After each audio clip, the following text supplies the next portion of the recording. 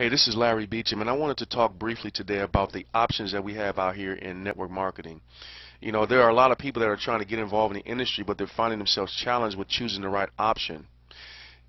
If you right now start looking at your options as it relates to network marketing, here's what you have to offer, or here's what the marketplace has to offer. Consumable opportunities, which is going to dominate the marketplace, services, or technology. So let me break down each one of these one by one and kind of give you an idea of what you're up against when you start looking. First of all, consumables is going to be the #1 type of MLM company that you're going to run into. But one of the challenges that I've seen right up front is extreme volume requirements. So I had a conversation with a gentleman not too long ago that told me that in order to qualify for the comp plan or to maximize it, I would have to order $1,000 worth of the product. And you're going to find it to be very common that they have you have to qualify. They have you order several $100s of some type of a product that you normally wouldn't have done had it not been for that opportunity. So why order several $100s of some one product that you would never do if it were not for that opportunity? So the difficult thing here is to justify that to just qualify for a comp plan. Number two is the Me Too phenomenon. There's a whole lot of competition, especially in the health and wellness arena. There's 2,000 companies right now in health and wellness of the 4,800 companies that exist in MLM. So you're going to run into a lot of competition with another product that's very similar to yours. And if you want to fight with a whole bunch of different people in the same marketplace, and that's what you're up against there. But then finally, the questionable value. You know, you find people wondering, is it really worth it for me to buy a $40 bottle of juice just to try to qualify for a comp plan or make it seem like I have a legitimate business? So in the consumable arena, these are some challenges that you're going to run into. Now, under services, you're going to find some really great services out in the marketplace that you can absolutely use, and I would strongly recommend that you do that from a consumer's perspective on a retail level. But if you get involved in a business, the #1 problem you're going to run into is very volatile or weak auto ship. Now, auto shipping is going to be where your money is made, people being consistently on the product. But because a service is an intangible, people find themselves wondering, why should I continue to buy this service, especially if I've never done it at this volume before? And ultimately, because of the economy especially, you find people that are considering these services to be luxuries. The moment that they get financially challenged, they're not going to have that service anymore. And then finally, you have technology. Now, I actually took advantage of a technology company because I thought, you know what, this is amazing, it's unique, and I think that I can really run hard with it. And as a matter of fact, I did for a while until these challenges started to come up. More than 3 out of 4 people are afraid of technology. I'm not a techie. I'm not a technical person, and so now, although they might like the technology, they might be stifled by the fear of it.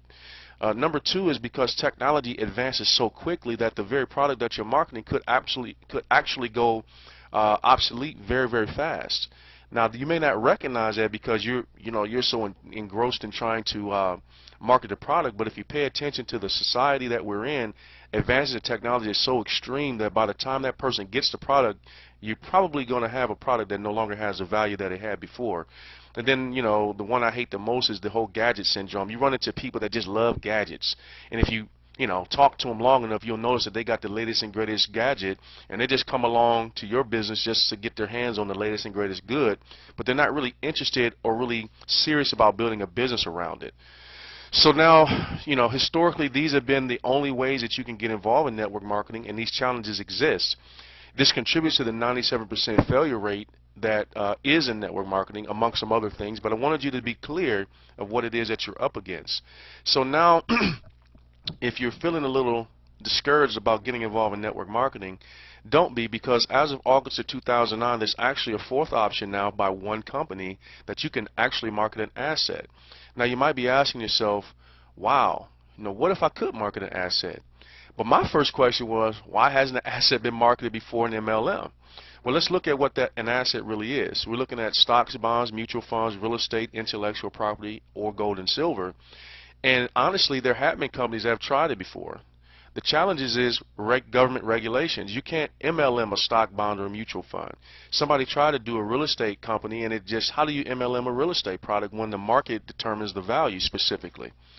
And so the only real one that really has a chance is gold and silver, but even that in the past has been tried in the bullion market, and you just can't justify raising the price on bullion coins when the market only says that it's so much.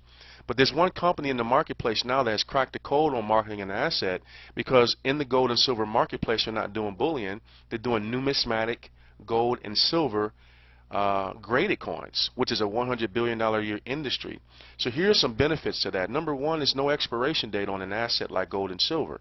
When you're dealing in consumable goods, you absolutely are going to have that product go bad if you have it too long. Number two is present and future value. No consumable good, no service or technological product can be held for present or future value. You know, in the gold and silver market, you can absolutely hold on to it, and if you've been paying attention, the value of gold and silver has climbed over the last few years and continues to climb. Number three is the increased net worth. Ask yourself this question: can I take a MLM product like a juice, a pill, a garment, a service, a technology piece, and have it increase my net worth? No, you cannot. Stronger auto ship retention. Now, why is that important, or why is that even possible? Well, ask yourself this question: if I had auto shipped gold and silver to my front door, is it likely that I'm going to terminate money being shipped to my house? So you're going to raise the strength of your auto ship, and that's where your money is made in network marketing, is having people consistently get the product. So you're not fighting against an overpriced product. You're not fighting against a technology product that might be obsolete or someone might be afraid of, and you're not dealing with a service that could be considered a luxury or an intangible. You absolutely have something that is going to potentially have the long-term stability. Higher quality people. Now, I really like this because people that would never look at network marketing are now looking at it, because now there's a product in the marketplace that just makes good business sense. And it's really difficult to fail when you think about the fact that I'm consuming a gold and silver asset. You know, the average person in network marketing is not going to make it. Either they're not going to recruit anybody, or they're not going to sell enough of the product to make it profitable. But here, just simply accepting the product to your front door, you win. Even your weakest person in your organization, simply by accepting the product, can win. So, ladies and gentlemen, if that makes sense to you, if marketing an asset now as an option in the marketplace makes sense, then here's a way that you can get some more information. And I'm proud to say now, when someone asks me, Larry, what's your product? I can smile and say back to them, my product is money. So thank you for listening. Look forward to talking to you soon.